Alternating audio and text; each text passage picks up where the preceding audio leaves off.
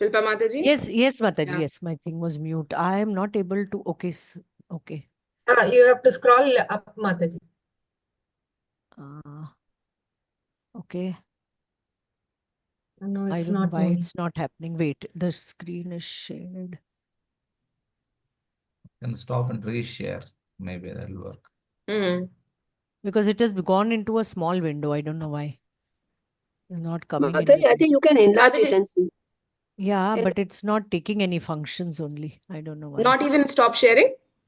Yeah, stop sharing I can do. Okay. Yeah. Okay, I'll share it again. Yeah.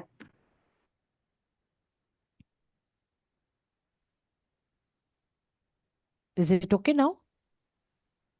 Yes, Mataji. Hare Yeah. Krishna. Mataji, I'll scroll up, you are saying? Now it's Yeah, happening, now- Mataji. now we can. Yes, Mataji.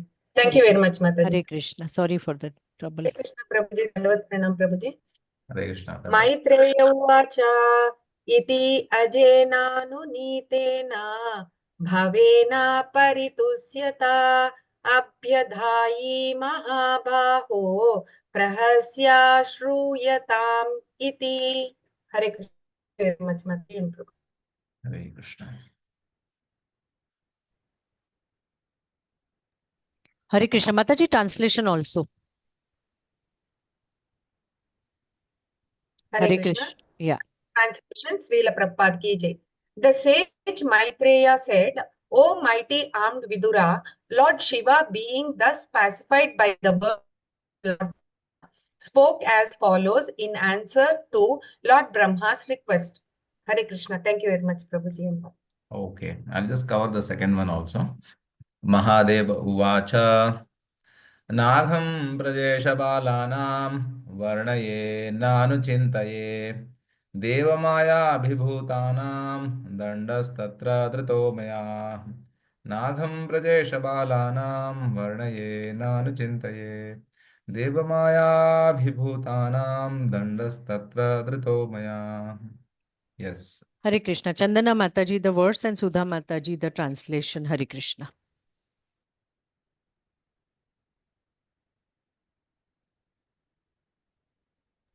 Hare Krishna, Chandana Mataji. Yes, Mataji. Hare Krishna. You do the verse and Sudha Mataji the translation. Hare Krishna. Okay, thank you, Mataji. Dandavat Prabhu. Dandavat pranams, Prabhuji. Hare Krishna. Dandavat Hare Krishna. Mahadeva Uvacha Nagam Prajesha Balanam Varnayenanuchintaye Deva Maya Vibhutanam Dandastatra Dhruto Maya. Thank you, Prabhuji. Hare Krishna. Krishna. Hare Krishna, Prabhuji, Dandat Pranam. Translation by His Divine Grace, Srila Prabhupada ki Jai. Lord Shiva said, My dear father, Brahma, I do not mind the offenses created by the demigods, because these demigods are childish and less intelligent. I do not take a serious view of their offenses, and I have punished them only in order to right them. Thank you, Prabhuji. Hare Krishna. Okay. Purport also someone can read?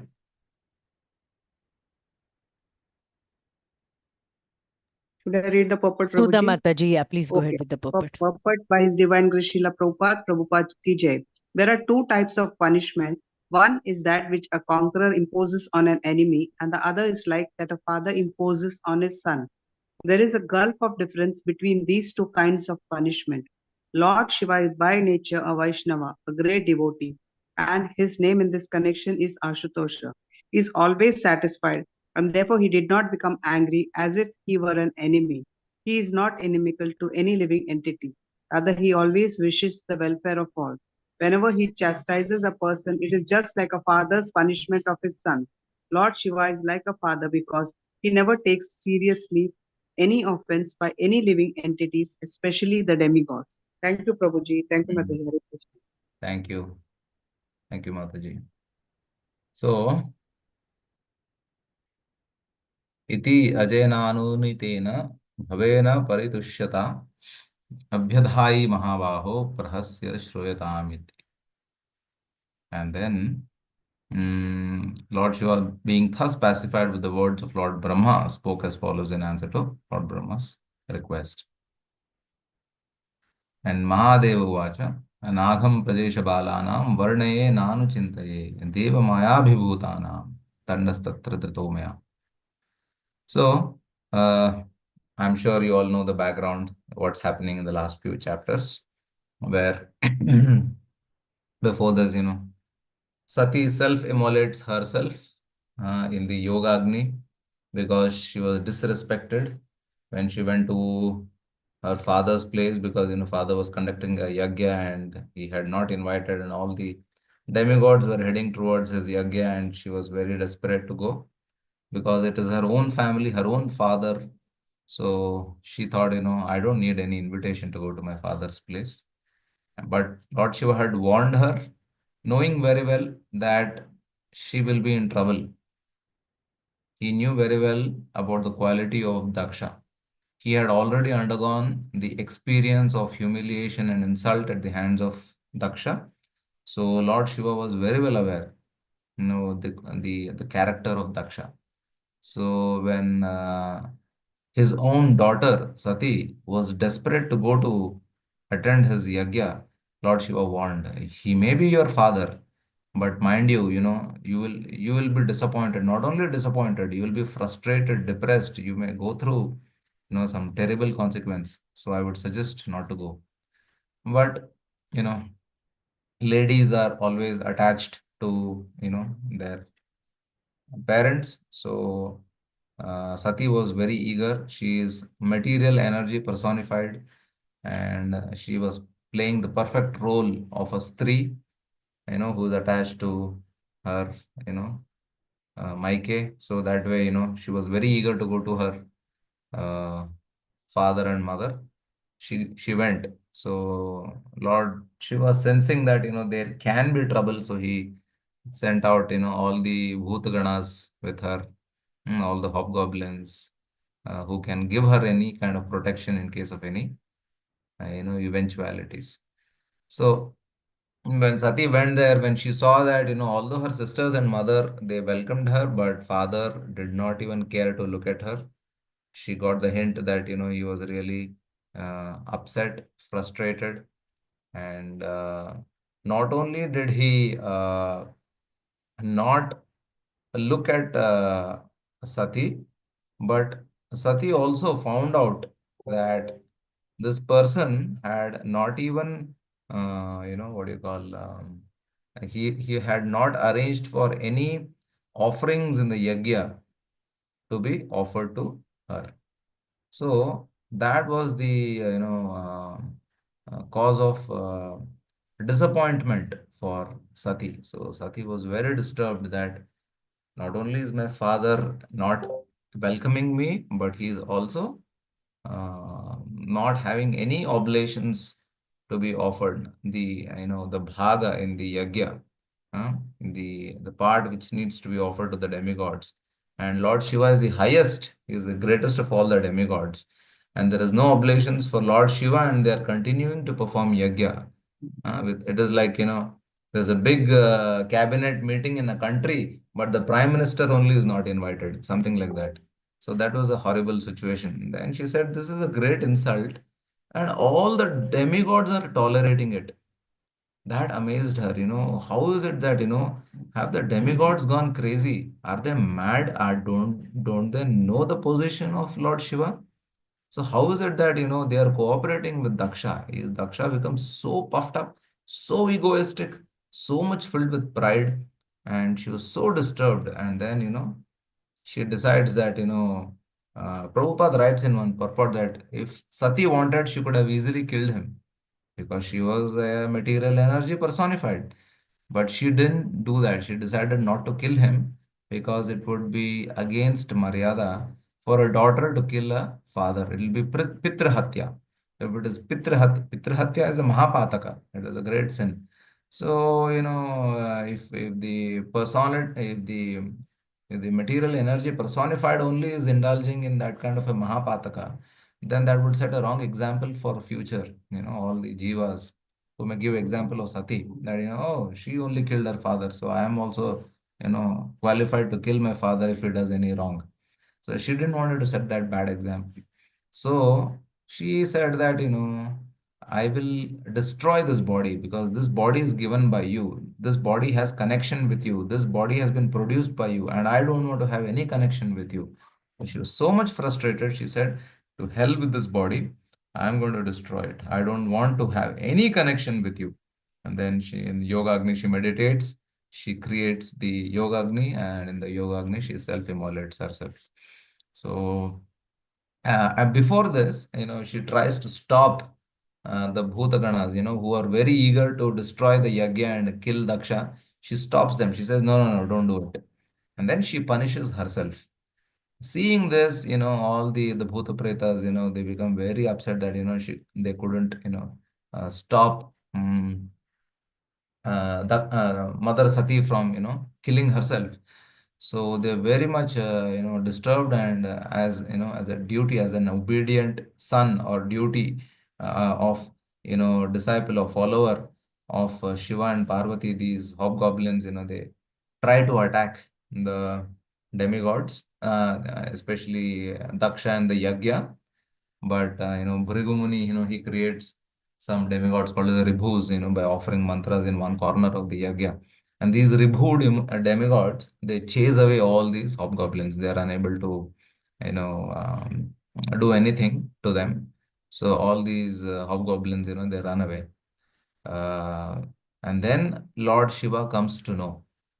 He comes to know about, what has happened at the Daksha Yagya.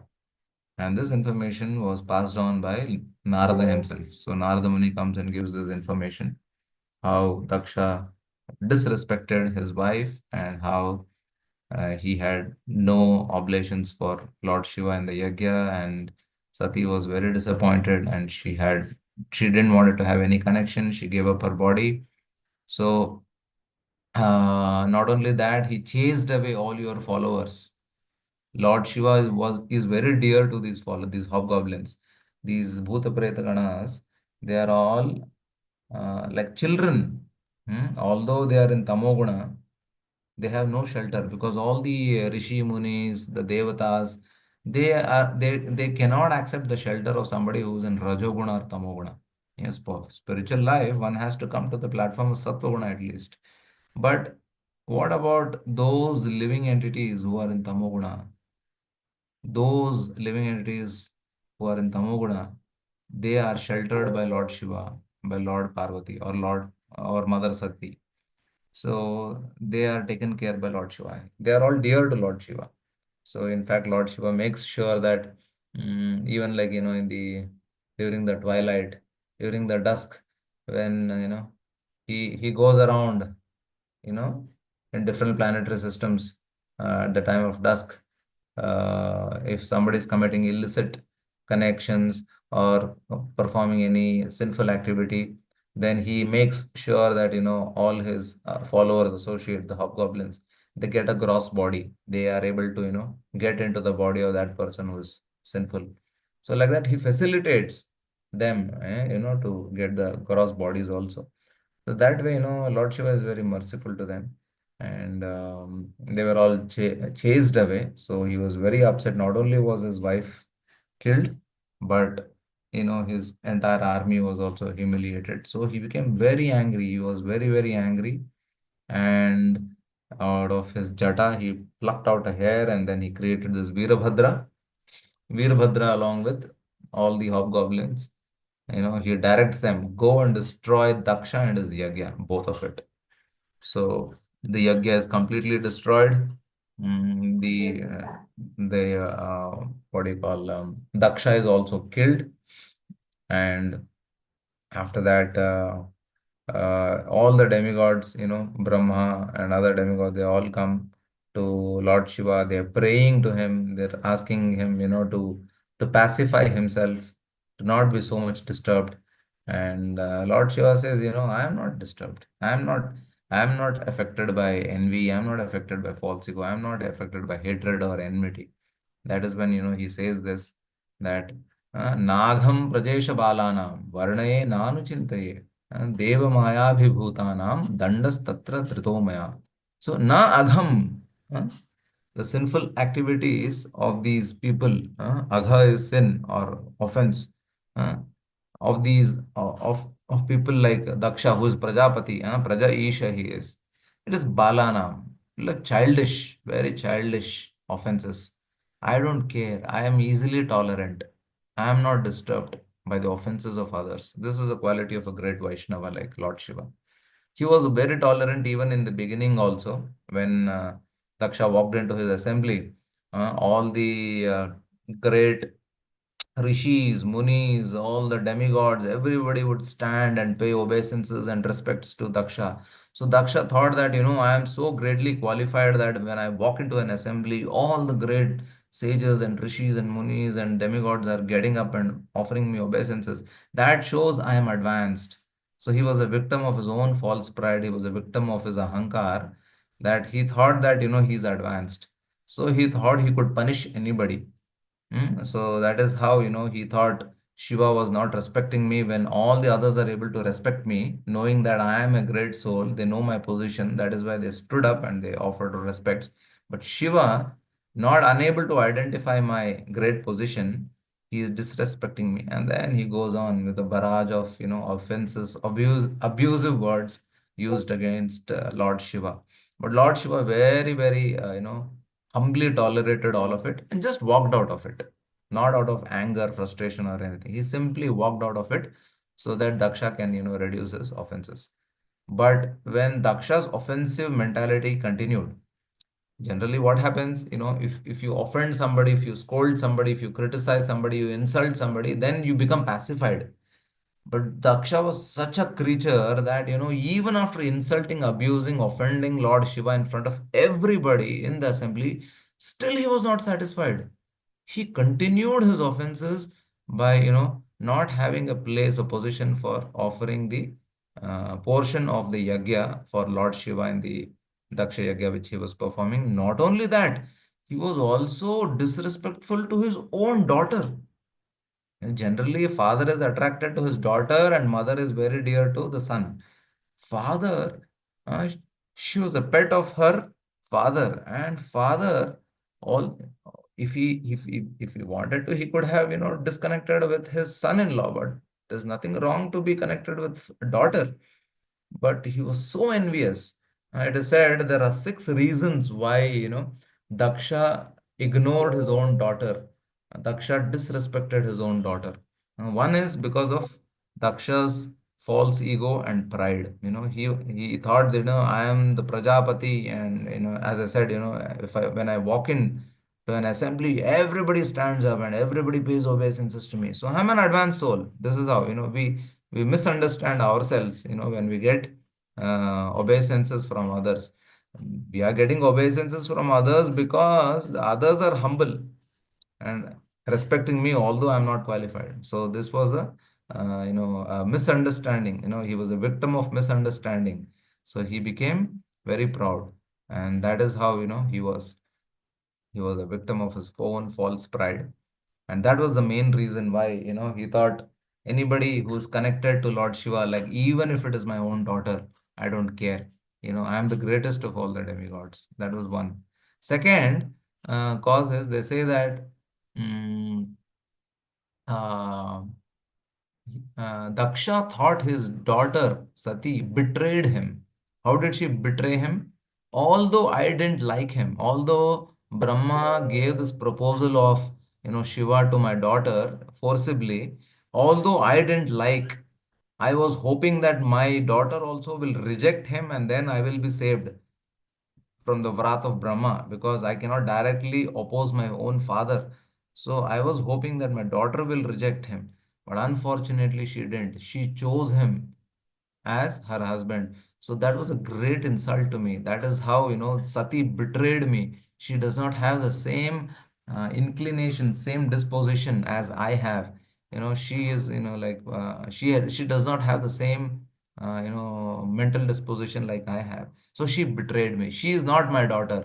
My daughter does not accept, somebody like this, who's smearing his body with ash, snakes, who is, wearing deer skin, hobgoblins jumping around, and living in the crematorium, so many things. So he thought Sati betrayed him. So he was upset with her, so he didn't want it. This was the second reason. And the third reason is he thought uh, punishing Sati is as good as punishing Lord Shiva, because he was so envious, and even in spite of insulting Lord Shiva, he thought, I will continue to punish Lord Shiva. And how do I punish? Obviously, every husband is attached to his wife. So by insulting his wife, although she may be my daughter, I don't care. First, she is Shiva's wife. So by insulting her, I will continue to insult Lord Shiva.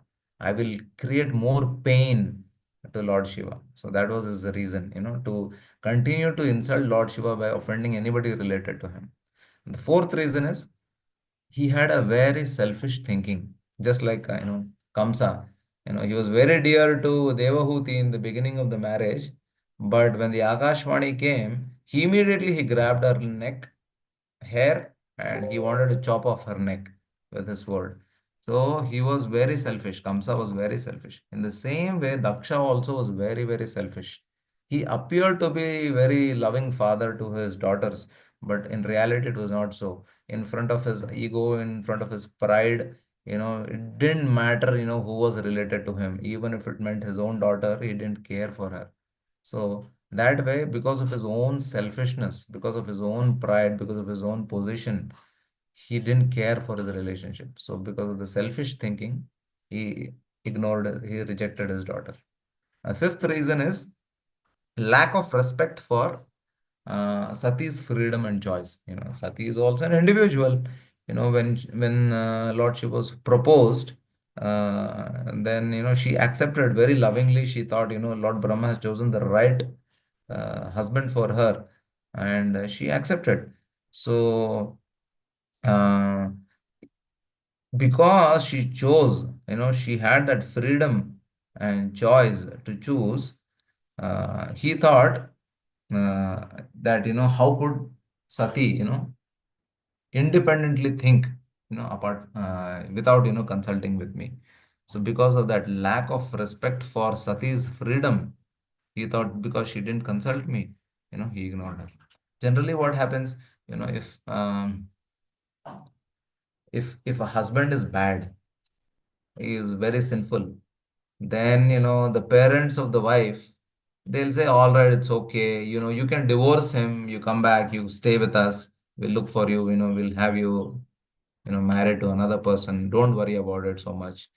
This is how the parents will convince a daughter who is having trouble with the husband.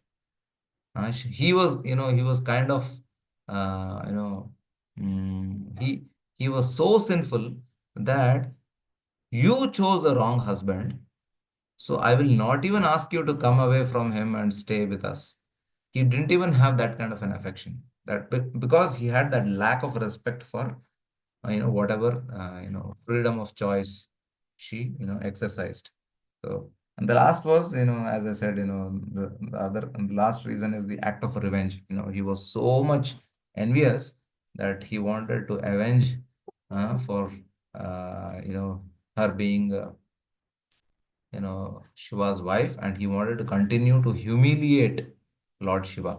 But unfortunately, although he had this vengeful attitude, very grudgingly, he wanted to insult, but still, it actually acted against him, because by humiliating somebody, you don't become glorious.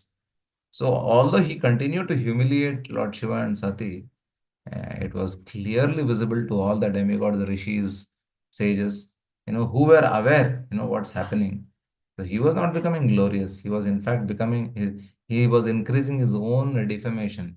So that way, Lord Daksha was, is a victim of his own false pride. And these are the reasons why, uh, he rejected Sati. And after that, mm, where was I? I was saying that, huh. So Lord Shiva here in this verse, he's saying that uh, I don't care, I am not disturbed. I am not affected. Nagham prajesha balanam varnaye nanu chintaye. Devamaya Bhibhutanam Dandastatra Dhritomaya. So already they are childish, they are Balanam. And they are, I don't take their offenses seriously. I am more tolerant. Not only that, they are Devamaya Bhibhutanam. They have been deluded by the external energy of the Lord. They have been deluded by Maya. And they are acting foolishly by offending me. How are they offending? By supporting Daksha, by supporting Daksha's yagya. And they are, foolishly, what do you call, supporting him and engaged in insulting me. Like this Pusha, he showed his teeth to Lord Shiva, smiling, laughing. And then this guy, what's his name? Another demigod called as Bhaga. It comes in the next few verses, who, stared at Lord Shiva with his eyes. Then Bhrigu Muni. So he was the greatest supporter of Daksha. Bhrigu was the greatest supporter of Daksha. So Bhrigu was the one who was overlooking the entire yagya and performing all the yagya, creating demigods, chasing, destroying the army of Lord Shiva. So all of this was happening. So Lord Shiva says, because of their foolish, childish mentality, these demigods have offended me because they were bewildered by the external potency of the Lord. Deva Maya Bhutanam. Still, I tolerated it. But when it went beyond control, when another, what do you call, another devotee is being offended, then, the Lord cannot tolerate it. So the Lord can never tolerate. Lord means, any other devotee or the Supreme Lord. So Vaishnavas or the Supreme Lord cannot tolerate offense to another Vaishnava. So when Daksha disrespected Sati, and when Sati killed herself, self-immolated herself, then Lord Shiva could not tolerate it. He became very angry. So he wanted to teach a lesson.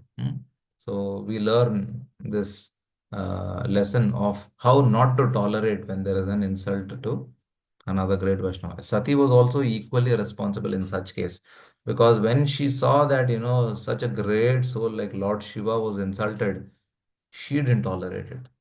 My husband is a great soul. She said, she made a very beautiful statement. It comes in the third chapter, where she says that doshan pareshan hi guneshu sadavo grinanti kechid bhavadrisho dvija gunamscha falgun bahuli karishnavo mahattamaste yavidat bhavanagham doshan pareshan hi guneshu sadavo grinanti kechid bhavadrisho dvija.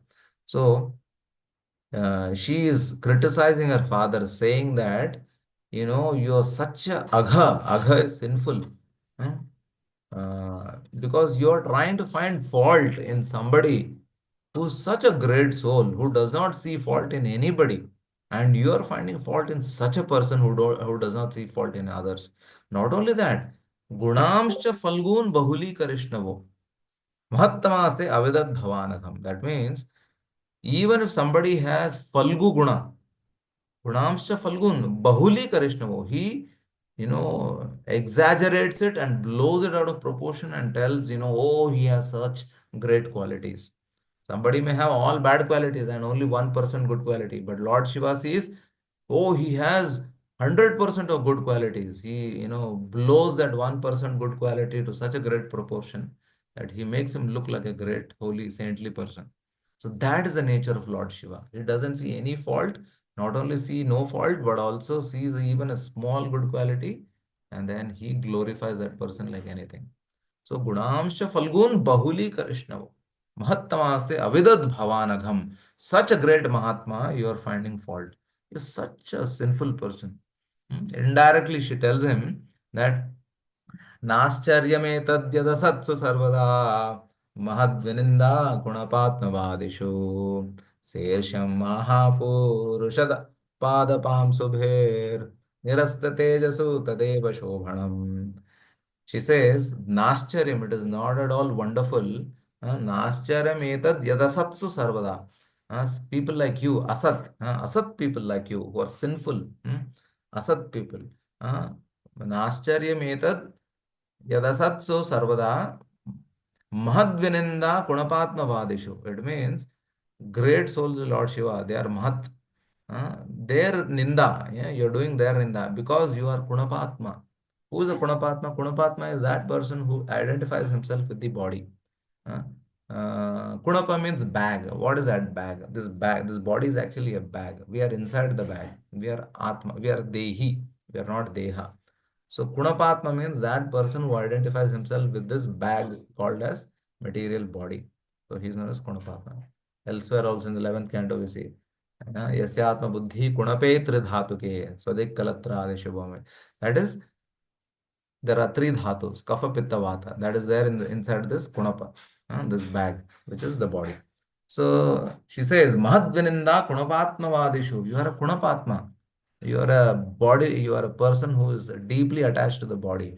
Sairsha Mahapurusha Padapam Subir Nirasta Tejasu Tadeva Shobhanam. Because of this irsha that you have, because of the envy that you have, you will be destroyed. Mahapurusha Padapamsabi. You will be destroyed by the dust of the lotus feet of Lord Shiva. Soon enough, you will be destroyed. Tadeva Shobhanam. Let it be done. That will be perfect punishment for you. She says this. And then later on, she self-immolates herself and she kills herself. So Sati was so respectful to her husband that she didn't want to hear any offenses, you know, about her husband. Although all the demigods, all the rishis, sages, they all heard the offenses of Daksha to Lord Shiva in the assembly, none of them did anything. Everybody was silent. Only Lord Shiva got up and walked away. But because Sati was not there at that time, but this time when Sati heard this, she didn't tolerate it. She was a true wife. She knew she perfectly fits her name, Sati. That is why, after her only, this the Sati ritual, all that became very famous because she was so much attached, so respectful to her husband that she couldn't tolerate it, knowing very well that, he is a great soul, he's a great Mahatma, he is a great devotee, he's a great demigod, greater than even Brahma. She knew his position very well. So obviously, she perfectly followed her duty of not having to tolerate the offense to her husband, and she gave up her body because that is what the Shastra also recommends, that we don't hear the offense. Nindam Bhagavata Shrunvam Tat Parasya Janasya Va Tato Napaiti Sopi Yati Adho Sukratachyuta. So Nindam, anybody who hears Bhagavata Shrunvams, anybody who hears the offenses of the Supreme Lord, or Tat Parasya Janasya Va, or the offenses of the devotees of Lord, then tato napaiti yaha sopi yati adho sukrata achataha. Then that person immediately he loses all piety and he goes to hell. That is the result of simply hearing. What to speak of offending? Only hearing the offense only, this is the punishment. Nindam kurvanti je mudha Vaishnavana Mahatmanam Patanti Pitribhir Sardam Maharourava Samnite. So, but in reality, when somebody commits an offense, then Patanti Pitribhir Sardam, along with all his Pitriganas, all his forefathers, they go to Maharaurava. That is the Naraka, where one ends up for offending a great Mahatma. So Sati was very well aware and she didn't want to hear. She gave up her body, and equally enough, Lord Shiva also didn't tolerate. Sati is a great soul. She is not an ordinary soul. She is material energy personified. So when he heard that, she killed herself and her father didn't even stop her from killing herself. When he came to know, her father didn't even forget about not stopping. He didn't even look at her, didn't even respect her. When he came to know how she killed in front of her father and he didn't do anything to stop her, he became very angry. He said, this person, we need to stop his offense. He offended me, all right, I tolerated. All demigods also tolerated, they didn't do anything. All right, no problem. Now she gave up her body, he couldn't tolerate because she is a great soul. She is a devotee. She's a devotee of Lord Vishnu. So when an offense happens to a devotee of Lord Vishnu, Shiva also didn't tolerate. So he became angry. Then, Veerabhadra was created. And then, and, they killed Daksha. So when somebody is offensive, he should be punished. So Lord Shiva says, I'm not punishing him out of envy, but I'm only punishing him because he should not continue to commit more offenses. So that was the reason. So we have many great examples, even in Bhagavatam. There are beautiful examples of how, like, what's his name? Dhruva, yeah. So when Uttama was a brother of Dhruva. So when Uttama went for hunting, and very mercilessly he was killed by these yakshas, Dhruva became very angry. He said he's an innocent person. He didn't come there to wage war with the yakshas. But unnecessarily, without mercy, they all ganged up together and then they killed Uttama. Dhruva didn't tolerate this. He was a true king and he became so angry. He started wiping out the entire race of Yaksha from this universe. The entire Yaksha Loka was being wiped out. That was the anger, Dhruva had. This happened even after, Dhruva self-realized. He saw, the Sakshat form of Prishnigarbha, Lord Vishnu who appeared to him, and, Dhruva glorified. He had seen the supreme personality of Godhead face to face, and after that, he was performing his duty as a king. He didn't tolerate, this offense to Uttama. That is how, a king should be. So, and then it took, Brahma, then Kuvera, who is actually the lord of the Yakshas.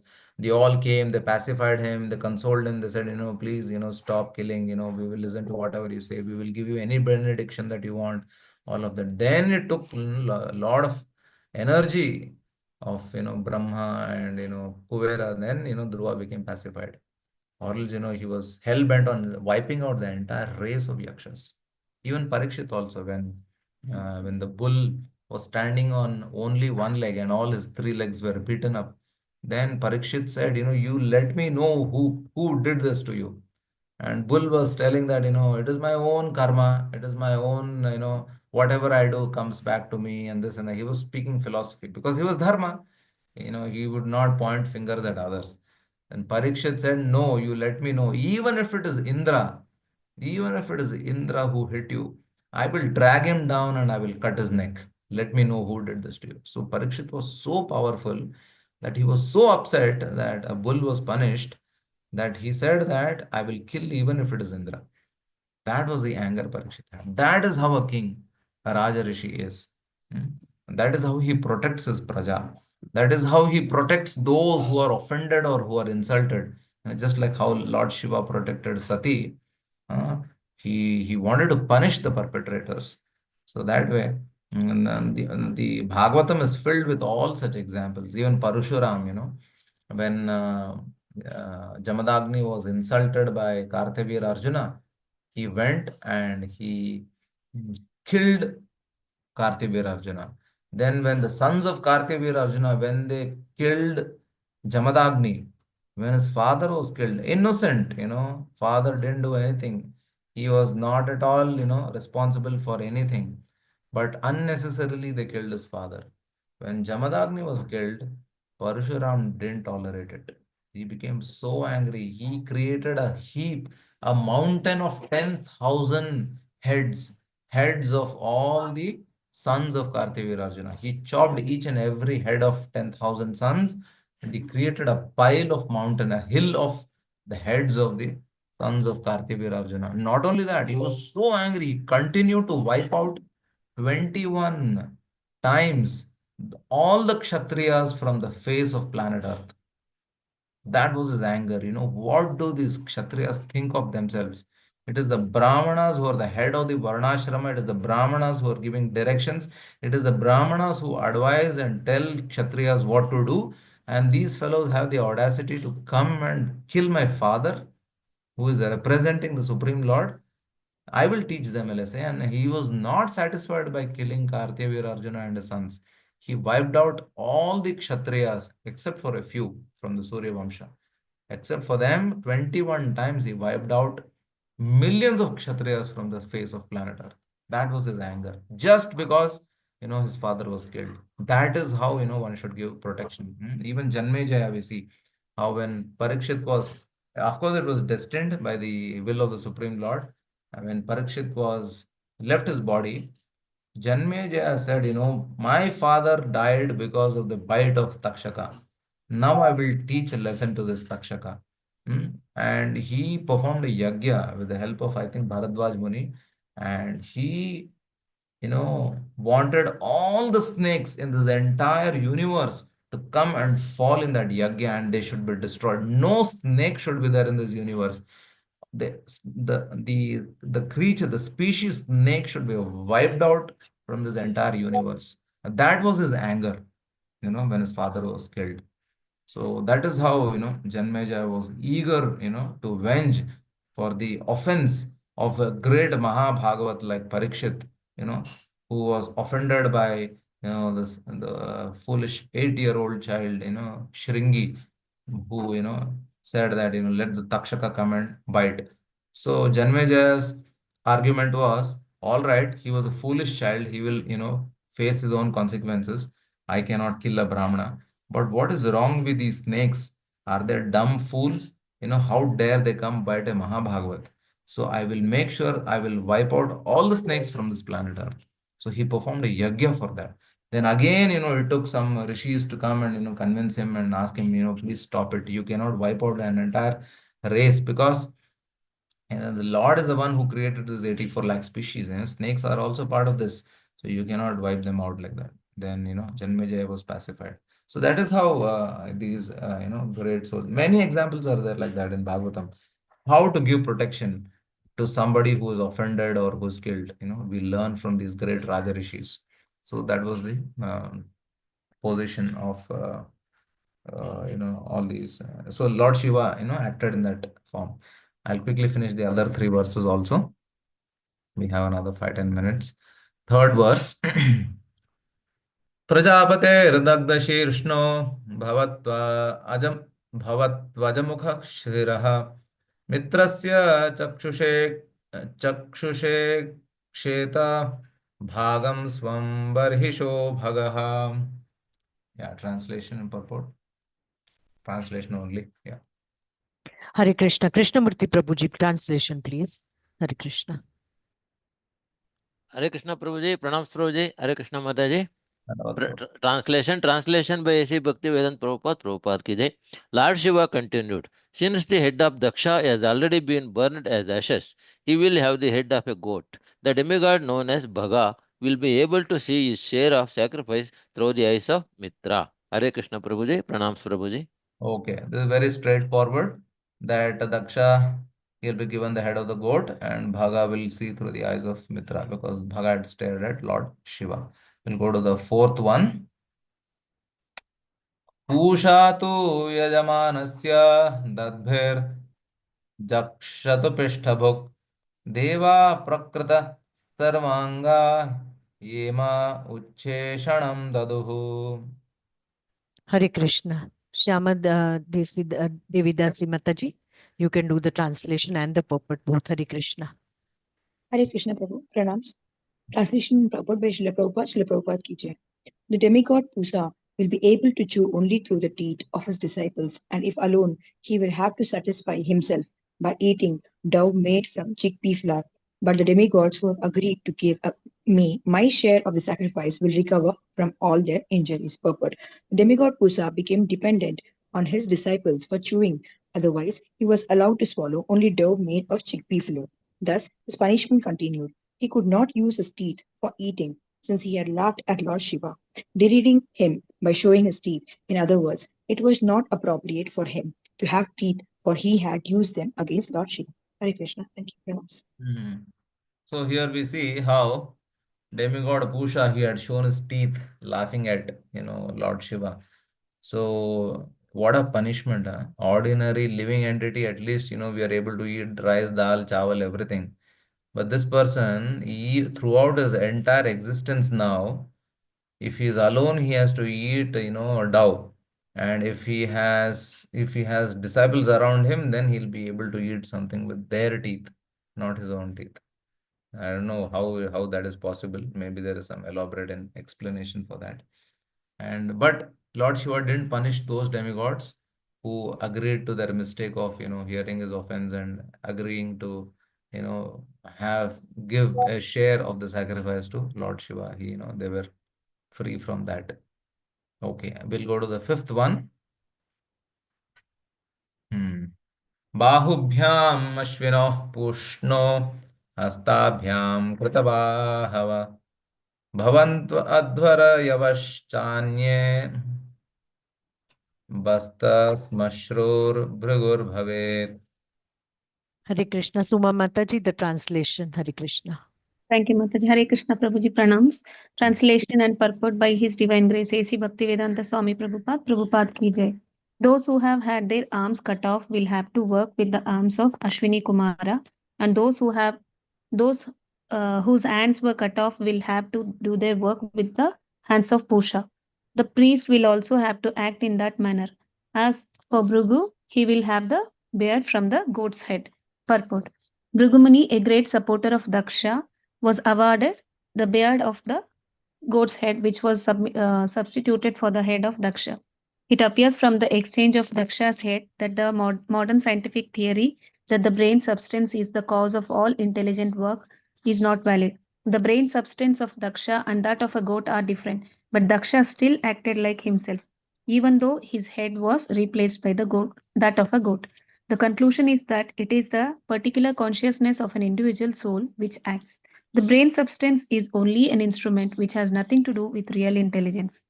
The real intelligence, mind, and consciousness are part of the particular individual soul.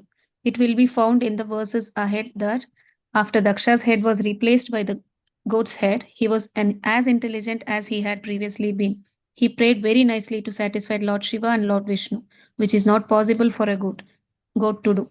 Therefore, it is definitely concluded that the brain substance is not the center of intelligence. It is the consciousness of a particular soul that works intelligently. The whole movement of Krishna consciousness is to purify the consciousness. It does not matter what kind of brain one has, because if he simply transfers his consciousness from matter to Krishna, his life becomes successful. It is confirmed by the Lord himself in Bhagavad Gita that anyone who takes up Krishna consciousness achieves the highest perfection of life, regardless of whatever abominable condition of life he may have fallen into. Specifically, anyone in Krishna consciousness goes back to Godhead, back to home, on leaving his present material body. Hare Krishna, Jai Srila Prabhupada. Thank you, Prabhuji. Thank you, Mataji. So, very nice statement Prabhupada makes. He prayed very nicely to satisfy Lord Shiva and Lord Vishnu, which is not possible for a goat to do it. So, true. So yeah, this punishment continued where those who had their arms cut off, I think many demigods had their arms cut off, and now they will have to work with Ashwini Kumaras and whose hands were cut off. Hand is like below the wrist and arms are like beginning from the shoulder. So they will work through Pusha. And I think it looks like some priests also, their hands were also cut off. So they also will have to act in the same manner. And finally, Bhrigu was the greatest supporter of Daksha. He will have this beard of the same goat which was offered as a head to Daksha. So that is like a remembrance that you are a supporter of Daksha. So he has a goat. So you are the tail of the goat, or you are like the beard of the goat. So he is now reminded that he is a supporter of Daksha, like that. So the other interesting fact is about the scientific theory, which is mentioned here, how the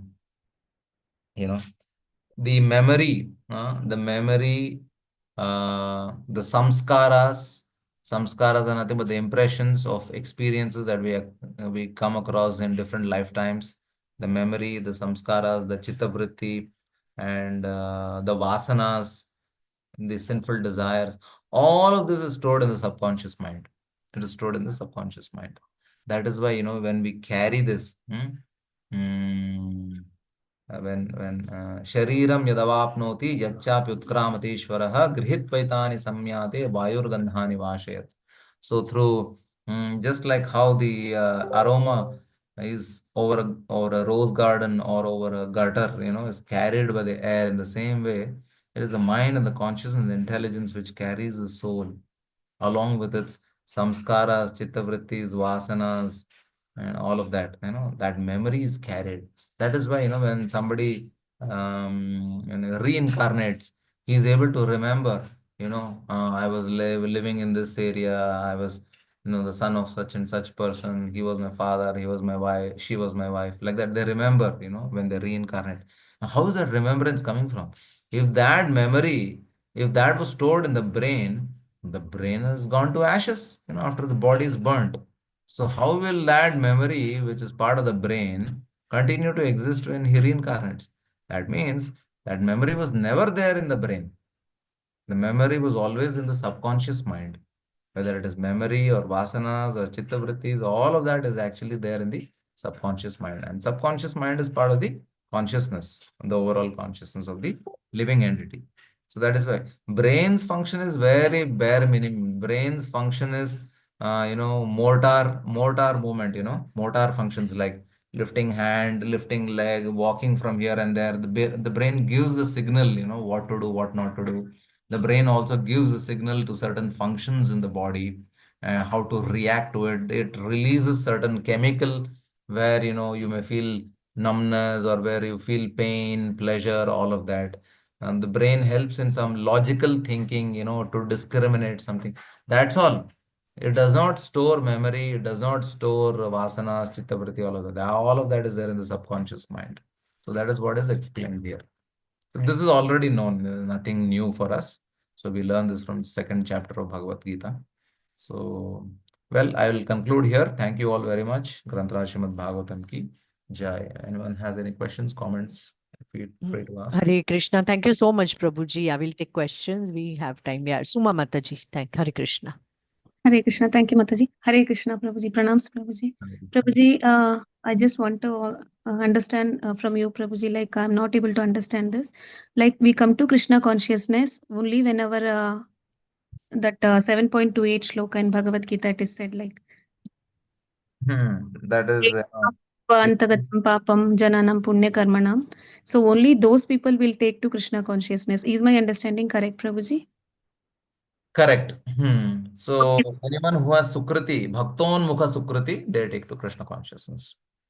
Prabhuji, in the age of Kali, we have got all of us have got many of us have got this Sukruti by the mercy of Chaitanya Mahaprabhu. Like they have not seen the qualification, Correct. whether they deserve this or not. And I mean, with their mercy, they have distributed it to everybody. So we are carrying from Janmantaras, these vasanas and all that, Prabhuji, with us. So there are so many chances that after taking to bhakti, that we are we will be making mistakes, Prabhuji, like offenses. Correct. So how can we safeguard, Prabhuji, like for all those mistakes, and we will be fallen into the lower planets also. Sometimes we will fall off from the bhakti also. So how is it, Prabhuji? How can I understand this? Like because No, our don't worry so much, because anybody, even, although we may have been, neophyte, we may have not had sufficient Sukriti, but because of the mercy of Vaishnavas, because of the mercy of Srila Prabhupada, Lord's mercy, Lord's Mahaprabhu's mercy, we have come to this moment. We are practicing devotional service.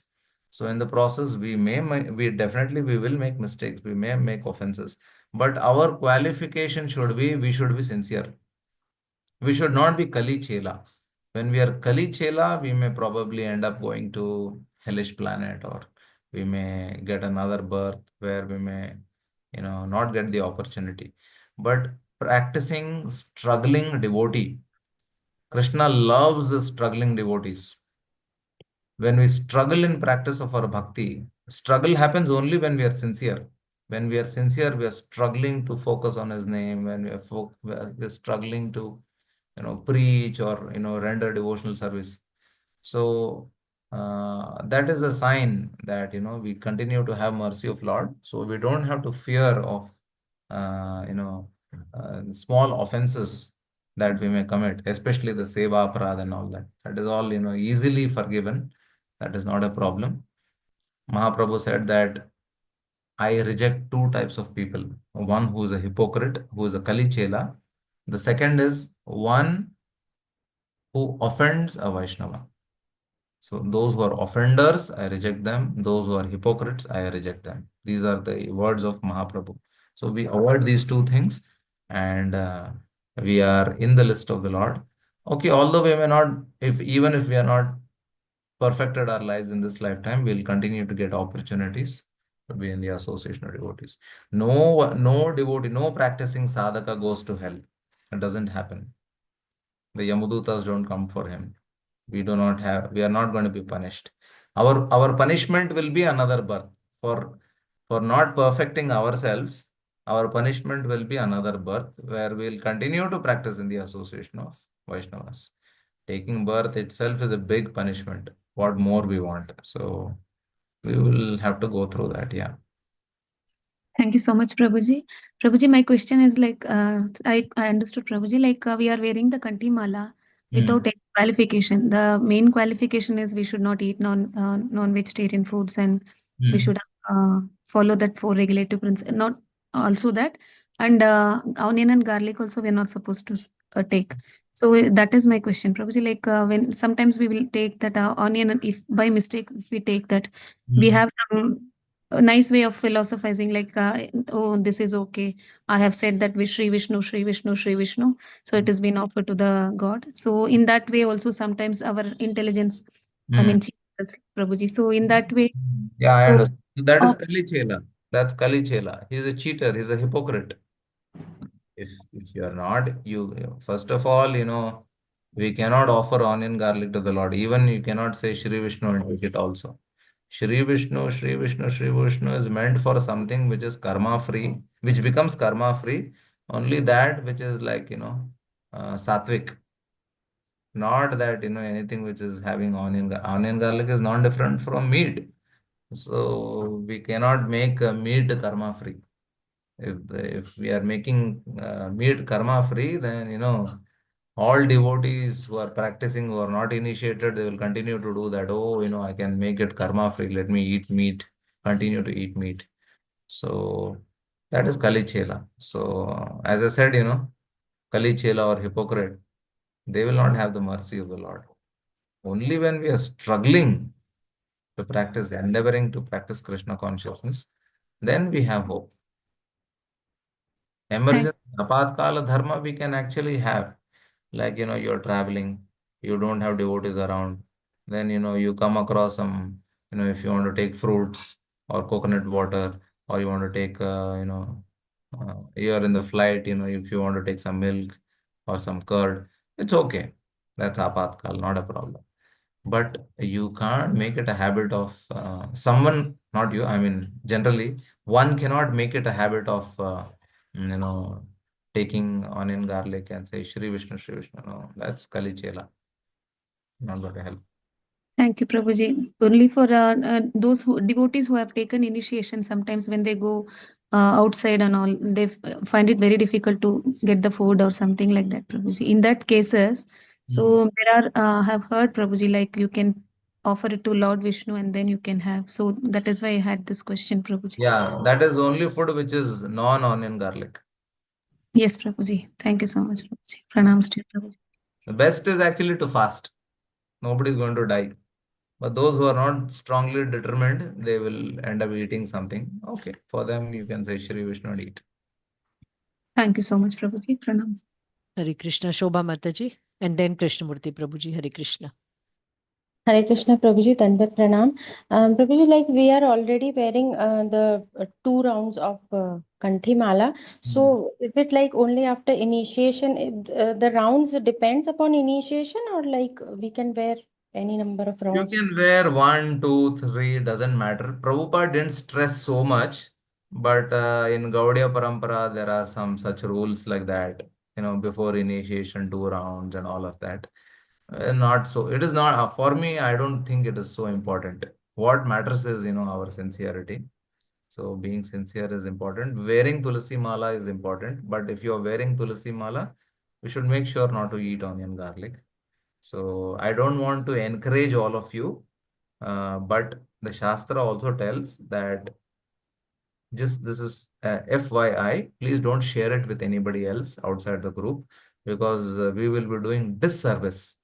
So the Shastra tells that even if somebody is sinful, even if somebody is a meat eater, he can still continue to wear tulsi mala because that will purify him. But in Gaudiya Parampara, we always stress that if you are wearing tulsi mala, you should avoid even onion and garlic. And you wear. A non-initiated also no problem, you can wear so long you avoid onion and garlic because that will keep our consciousness clean. But the Shastra says no, even if somebody is eating meat, no problem, he can wear. It will purify him because he is wearing tulsi. We don't want to encourage that. Although it is there, it is a Shastra Pramana is there. We don't want to encourage that because that will bring that will complacency will creep in. Complacency will creep in, and the person will not be eager to advance, knowing that Shastra only is telling that I will be free from any kind of karma or suffering. So let me wear it and let me continue to eat meat. That is what will happen. That's why we don't want to encourage it. But yes, that provision is there in the scriptures. Ya kanthe tulasi nasti sa nara mudha manasa swan vishtham tasyannam jalam cha madirasamam. So in whose neck there is no tulasi mala, sa nara mudha manasa. He is the most foolish person. Swan vishtham, whatever he eats, it is a dog's stool.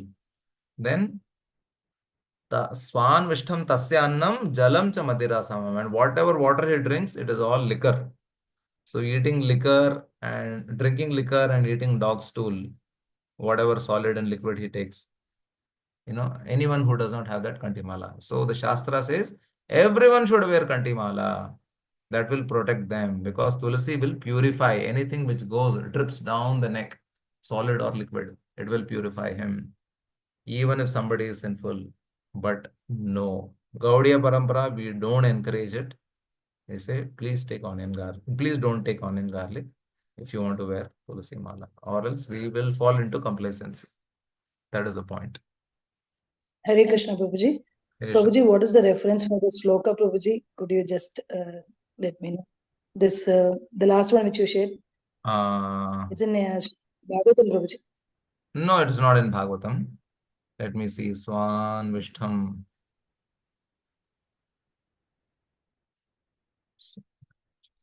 Prabhuji, in this relation, if like we are practicing, only one person is practicing, and at home we are not making onion garlic, but once in a while when we go outside, the family is eating onion garlic.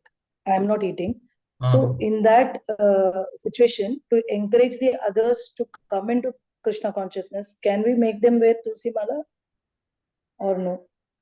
No, so long somebody does not stop eating, we should not wear. Okay, Prabhuji. Hare Krishna. It is Hare important. Krishna, Prabhuji. It's What given about in some this Purana, some Purana. Neemala? Yeah, please go ahead. Yes, Prabhuji. Can a person who is eating onion garlic, can they wear neem leela?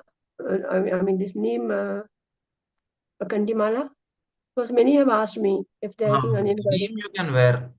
Neem does not. Neem is only, it helps your consciousness to be pure. So you can wear, no problem. Okay, Prabhuji. Then I can tell them. Yeah. Thank you, Hare Prabhuji. Krishna, Prabhuji. Hare Krishna. Krishna. Krishnamurti Prabhuji has raised his hand. Let him ask his question first. Hare Krishna. Hare Krishna, Prabhuji. Pranams, Prabhuji. Prabhuji, after hearing that you have assured that what we have came to Krishna conscious people, we are all blessed by the Sri Krishna. I am grateful to you for that, Prabhuji. Kruta Krutyascha Bharata. Jai. Because by divine grace we have come into this Krishna consciousness. We were chanting and hearing classes, and totally especially mine, I am spending time in that conscious. So by hearing this, your kind self has told, maybe you are committing mistakes, that you will not be falling down. Definitely Sri Krishna will take care you. Is it not, Prabhuji? 100% correct. Yes. So I am grateful to you, Prabhuji. Then assurance has come at your end, Prabhuji. Yes. Anyhow, till my last breathing, I Yes. must not fall down. For that, I pray you, Prabhuji, all the devotees, please bless me, Prabhuji. Hare Krishna. Jai, Jai. Very nice. Very nice. Actually, no devotee falls down because, the Lord protects them. The Lord says that Swapadamulam bhajata priyasya tyaktanya bhavasya hari paresha vikarma yachot patitam kathanche dhunoti sarvam hridi sannivishta. Swapadamulam bhajata priyasa. The one who is holding on to the lotus feet of the Lord strongly and practicing devotional service. Vikarmaya cha utpatitam kathanchit. Somehow, because of some sinful activity, he does some mistake.